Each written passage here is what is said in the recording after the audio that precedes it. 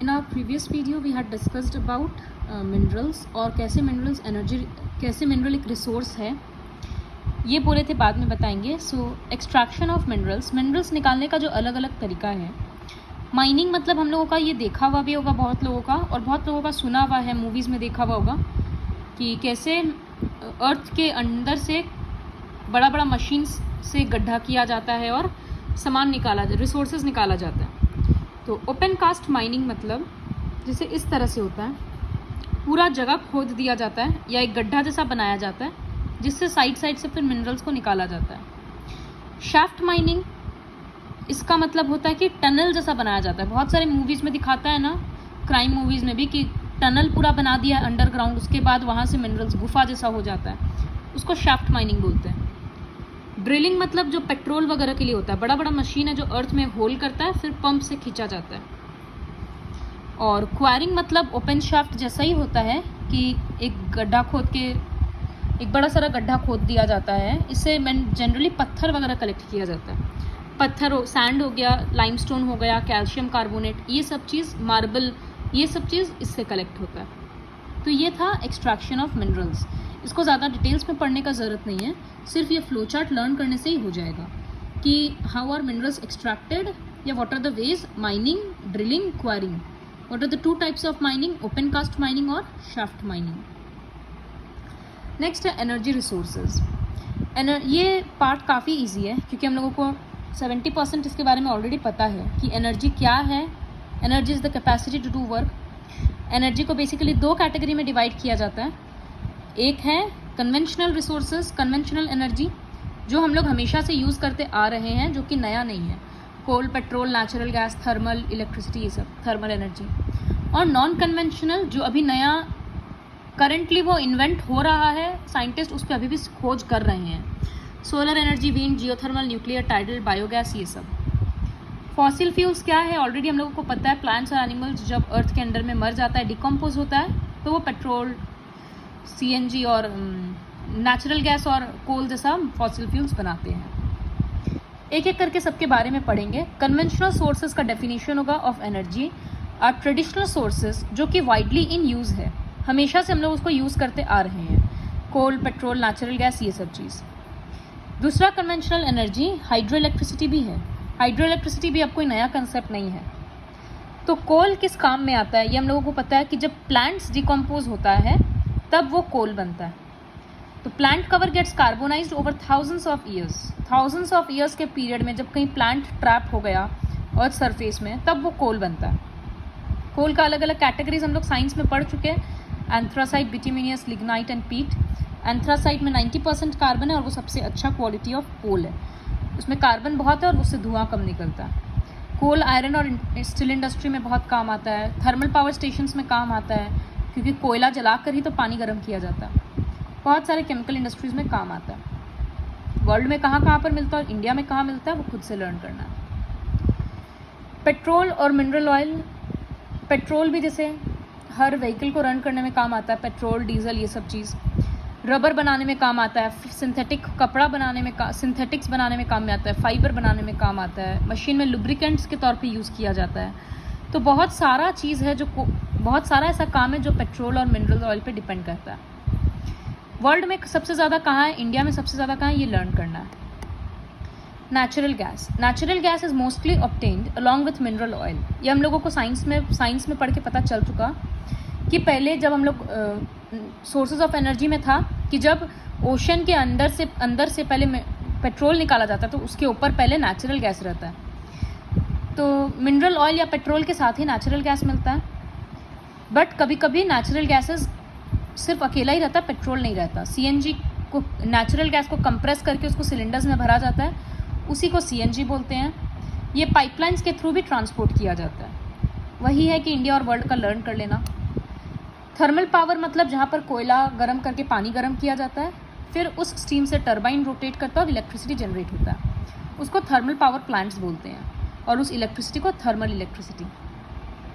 Hydro power मतलब जहाँ पर ऐसे डैम का पानी के हेल्प से इलेक्ट्रिसिटी जनरेट होता है. पहले रिवर वाटर, रेन वाटर सबको स्टोर किया जाता है, फिर बहुत हाइट से जब एक बार में छोड़ते हैं तो नीचे में टरबाइन होता है जो कि रोटेट करता है. वो टरबाइन घूमेगा तो उससे जनरेटर चलेगा, फिर जैसे जनरेटर से इलेक्ट्रिसिटी प्रोड्यूस होता है वैसे इलेक्ट्रिसिटी प्रोड्यूस होगा।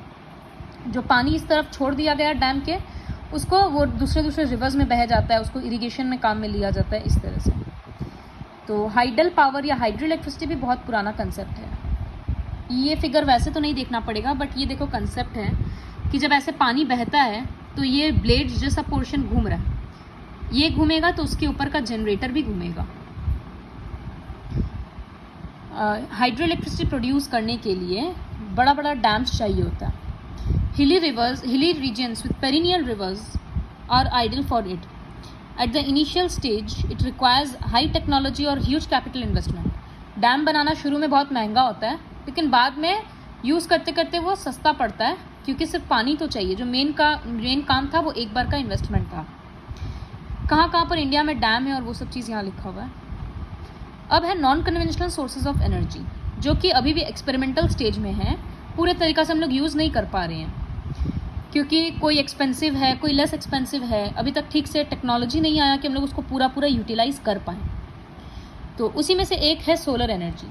जैसे इतना अनलिमिटेड एनर्जी है ये, लेकिन हम लोग इससे प्रॉपरली नहीं समझ पाए कि अभी भी इलेक्ट्रिसिटी कैसे बनाएं। ठीक है, सोलर कुकर, सोलर गीज़र, इस तरह का कुछ डिवाइसेस बन गया, लेकिन जैसे पानी को हम लोग इलेक्ट्रिसिटी के फॉर्म में पूरा ले रहे हैं, वो अभी हम लोग इसको नहीं कर पाए। कनाडा, फ्रांस, जर्मनी, इंडिया, ये सब में सनलाइट एबंडेंस में रहता है। गुजरात में इंडिया का सबसे लार्जेस्ट सोलर प्लांट है। Solar photovoltaic convert sunlight directly into electricity. मतलब ये एक छोटा सा चिप जैसा होता है जो धूप को डायरेक्टली इलेक्ट्रिसिटी में बदल देता है। तो ये जो पैनल्स लगा हुआ होता है उसमें यही रहता है, छोटा छोटा करके। Next, wind energy. विंड एक एनर्जी है, जब बहुत स्पीड से वो फ्लो करता है तो वो पंखा जैसा विंड मिल जो रहता है वो रोटेट करता है। जब वो रोटेट करेगा तो उसके वजह से एक जनरेटर भी रोटेट करेगा, फिर इलेक्ट्रिसिटी बनेगा। विंड एनर्जी को और भी काम में लिया जाता है, जैसे पानी पंप करने में, ग्रेन्स पीसने में, शिप चलाने में, सेलिंग में, छोटा मोटा बोट होता है जो हवा से चलता है, इलेक्ट्रिसिटी बनाने में, ये सब चीज़ों में। It is developed in coastal regions of European countries. समुद्र के आसपास का रीजन्स में ये बेटर डेवलप हो पाता है।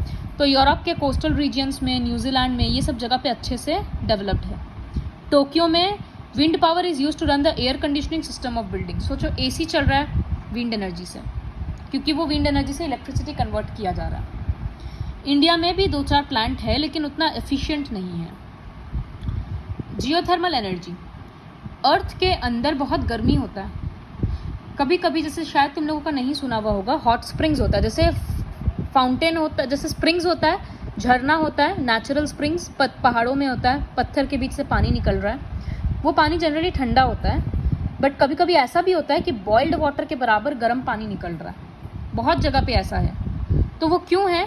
क्योंकि जो पानी आ रहा था वो अर्थ के कांटेक्ट में, वो अंदर से आ रहा है और वो गर्म हो जा रहा है, क्योंकि अर्थ के अंदर बहुत गर्मी है। तो वही जियोथर्मल एनर्जी है। उससे जो स्टीम निकलता है गर्म पानी से, उससे रोटेट किया जाता है टरबाइन को। तो the internal heat of the earth generates geothermal energy. It is more prominent in volcanically active areas. जहाँ पर वोल्केनिक एक्टिविटी बहुत ज़्यादा है, जहाँ पर एक्टिव वोल्केनोज हैं, वहाँ मतलब अंदर में बहुत गर्मी है, तो वहाँ के आसपास का पानी भी बहुत गर्म है। तो अगर कहीं से भी होल के थ्रू पानी निकलेगा तो वो गर्म निकलेगा, उसका स्टीम को काम में लिया जा सकता है। तो वो यही चीज़ है। और डोमेस्टिक पर्पस में भी, आसपास के लोकेशन में भी गर्म पानी का काम में लिया जा सकता है। बहुत अलग अलग प्रोसेसेस है। Next is nuclear energy. It is obtained from energy stored in nuclei of atoms of naturally occurring radio active elements like uranium और थोरियम। सबसे पहले कि रेडियो एक्टिव एलिमेंट्स क्या होता है। कोई कोई ऐसा मटेरियल्स होता है जो खुद, जैसे अगर यहाँ पर आयरन का एक टुकड़ा पड़ा है तो वो खुद से रिएक्ट नहीं करेगा ना, वो जैसा है वैसा ही करेगा। उसमें कोई केमिकल डालेंगे, कुछ डालेंगे, तब वो रिएक्ट करेगा। बट रेडियो एक्टिव एलिमेंट्स क्या होता है, वो इतना रिएक्टिव होता है कि वो पड़ा ही केमिकल रिएक्शन उसमें चल रहा होता है। तो वही उसी तरह का एलिमेंट है यूरेनियम और थोरियम। इन दोनों से ही न्यूक्लियर एनर्जी प्रोड्यूस किया जाता है। वो कैसे किया जाता है वो हायर क्लासेस में ज़्यादा डिटेल्स में है, तो अभी के लिए उतना डिटेल्स में नहीं जाएंगे। सिर्फ इतना पढ़ेंगे कि न्यूक्लियर एनर्जी बनाने के लिए यूरेनियम और थोरियम जैसा रेडियो एक्टिव एलिमेंट्स चाहिए। ये सब बहुत कम फ्यूल से, जैसे इतना सा फ्यूल से भी बहुत ज़्यादा इलेक्ट्रिसिटी प्रोड्यूस हो सकता है, बहुत ज़्यादा। तो फिर हम लोग इसी को क्यों नहीं यूज़ करते हैं? क्योंकि ये बहुत डेंजरस भी है, ये बॉम्ब वगैरह बनाने में भी काम में आता है। फिर अगर इसका, जैसे ये रेडियो एक्टिव है, तो इसका फैक्ट्री वगैरह अगर ठीक से कंट्रोल नहीं होगा तो कैंसर हो जाएगा आसपास की जगह में लोगों को। इस तरह से इससे बहुत डेंजरस है। तो इस वजह से अभी पूरा कंप्लीट यूज़ में नहीं है। बहुत सारा जो ज़्यादा डेवलप्ड कंट्रीज़ है वो सब यूज़ कर रहा है। इंडिया में भी 2-4 फैक्ट्री है, न्यूक्लियर पावर प्लांट्स है। टाइडल एनर्जी, टाइडल एनर्जी मतलब टाइड्स से एनर्जी बनता है। तो टाइड्स मतलब हम लोग जैसे पढ़ते हैं high tide, low Tide.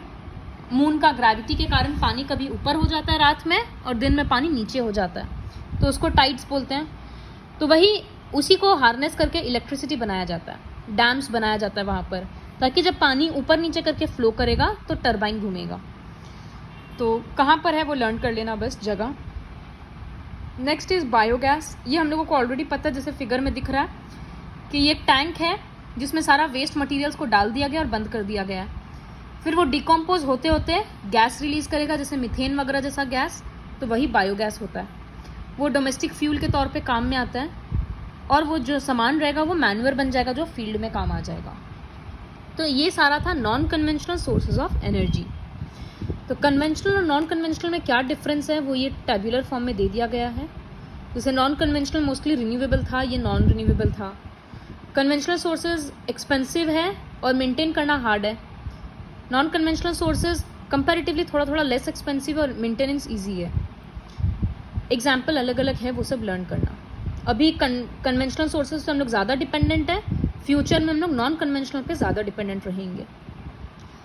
Conservation of energy resources, जैसे हम लोग मिनरल्स का रिसोर्सेज कंजर्वेशन पढ़े थे, वैसे ही एनर्जी को भी कंजर्व करने का ज़रूरत है, क्योंकि लिमिटेड क्वांटिटी में है। कन्वेंशनल सोर्सेज एटलीस्ट लिमिटेड है, तो यूज़ नहीं करेंगे तो एग्जॉस्ट हो जाएगा। फिर पॉपुलेशन वगैरह इतना बढ़ रहा है कि एनर्जी का डिमांड भी बढ़ रहा है, तो उससे एनर्जी क्राइसिस भी हो सकता है, मतलब कमी। और जितना हम लोग एनर्जी बना नहीं रहे हैं उससे ज़्यादा एनर्जी हम लोग कंज्यूम कर ले रहे हैं। तो इस वजह से एनर्जी को कंजर्व करना बहुत एनर्जी को कंजर्व करने का बहुत ज़्यादा ज़रूरत है। तो लिखा है it does not mean curtailment of energy consumption. Curtailment मतलब वही है कि ऐसा नहीं है कि एनर्जी को यूज़ ही मत करो, अंधेरा में बैठे रहो, पंखा मत चलाओ, जब नहीं है रूम में तब ऑफ करो, या उस तरह से सेव किया जाता है, वेस्ट नहीं किया जाता है। So this is all about energy and energy conservation of energy.